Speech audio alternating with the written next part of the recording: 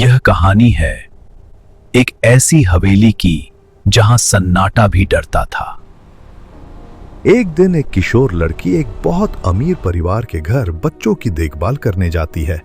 घर से निकलते समय बच्चों के पिता लड़की से अजीब सा निर्देश देते हैं। वह कहते हैं कि जब बच्चे रात को सो जाएं तो लड़की सिर्फ बेसमेंट में ही रहे। वह वहां टीवी देख सकती है और जो चाहे कर सकती है, लेकिन घर के बाकी हिस्सों में जाने की सख्त मनाही होती है।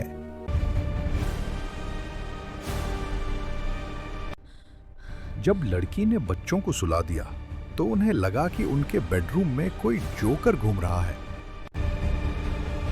डर के मारे वे रोने लगे और बेबी सिटर दौड़कर उनके कमरे में आई। बच्चों ने उसे बताया कि उन्होंने अपने कमरे में जोकर जैसी आकृति देखी है। बेबी सिटर डरते हुए इधर उधर देखने लगी, लेकिन उसे कुछ भी दिखाई नहीं दिया।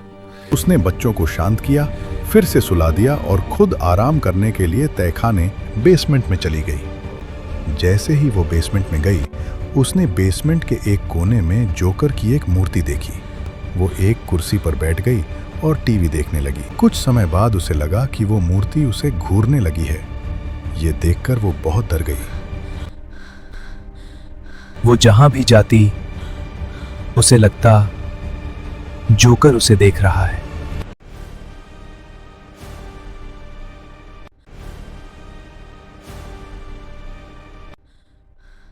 डर को छुपाने के लिए उसने मूर्ति को ढक दिया। उसने अपने मालिक को फोन किया और बोला, यहाँ पे एक डरावनी जोकर की मूर्ति है। तुम अभी घर छोड़ दो। बच्चे कहते थे रात में उनके कमरे में एक जोकर आता है। हमारे घर में कोई जोकर की मूर्ति नहीं। क्या? अभी जोकर की मूर्ति जीवित हो गई और उसका पीछा करने लगी। वो बुरी तरह घबरा गई। हिम्मत जुटाकर उसने उस मूर्ति से कंबल का कवर हटा दिया। जोकर अचानक गायब हो गया और मूर्ति का कवर जमीन पर गिर पड़ा। बेबी सिटर डर के मारे भाग खड़ी हुई। कुछ चीजें सजावट नहीं होती और कुछ डर सिर्फ कल्पना नहीं होते।